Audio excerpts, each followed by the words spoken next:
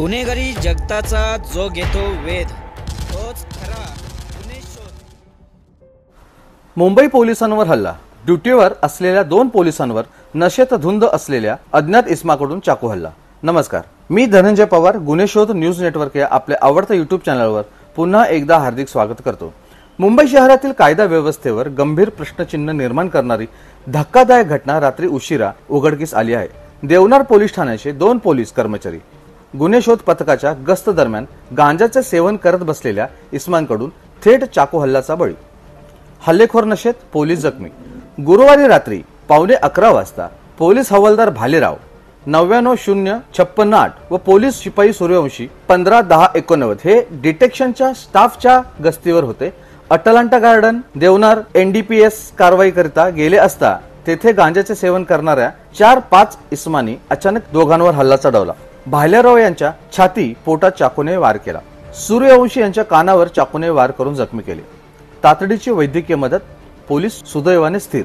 जखमी पोलीस अंमलदारांना तातडीने ग्लांझी हॉस्पिटल देवनार येथे प्राथमिक उपचारासाठी नेण्यात आले व नंतर सुराणा हॉस्पिटल चेंबूर येथे दाखल करण्यात आले। सध्या दोघांची प्रकृती स्थिर आहे अशी माहिती अधिकृत सूत्रांकडून देण्यात आली आहे। गुन्हा दाखल, 5 आरोपी अटकेत। या घटनेची गंभीर दखल घेत PSI पाटील यांच्या फिर्यादीवरून BNS कलम 109(1), 182(2), 190, 191(2), 191(3), 115(2), 118(1), 132 तसेच NDPS कलम 8(क) 27 अंतर्गत गुन्हा रजिस्टर क्रमांक 492-25 नोंदवण्यात आला आहे। एकूण 5 आरोपींना ताब्यात घेण्यात आलं असून पुढील तपास वेगाने सुरू आहे। वरिष्ठ अधिकाऱ्यांची घटनास्थळी उपस्थिती। घटनेनंतर तात्काळ माननीय पोलीस उपायुक्त झोन 6, वरिष्ठ पोलीस निरीक्षक Deonar police Thane, east west night round अधिकाऱ्यांनी घटनास्थळी भेट देत संपूर्ण परिस्थितीची पाहणी केली व मार्गदर्शन केले। कायद्यात हात घालणाऱ्यांना सोडणार नाही, पोलिसांची स्पष्ट भूमिका। पोलिसांवर हल्ला ही केवळ एका व्यक्तीवरची नाही तर संपूर्ण व्यवस्थेवर केलेली लात आहे।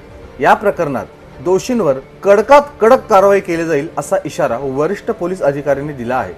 सावध राहा, पोलीस हे गुन्हेगारांसाठी अडथळा आहेत, पण आता अडथळा हटवण्यासाठी चाकू उचलला जातोय। अशा गुन्हेगारांना पाठीशी घालणाऱ्यांवरही लक्ष ठेवणं आवश्यक आहे। भेटूया पुन्हा नवीन बातमीमध्ये। नमस्कार।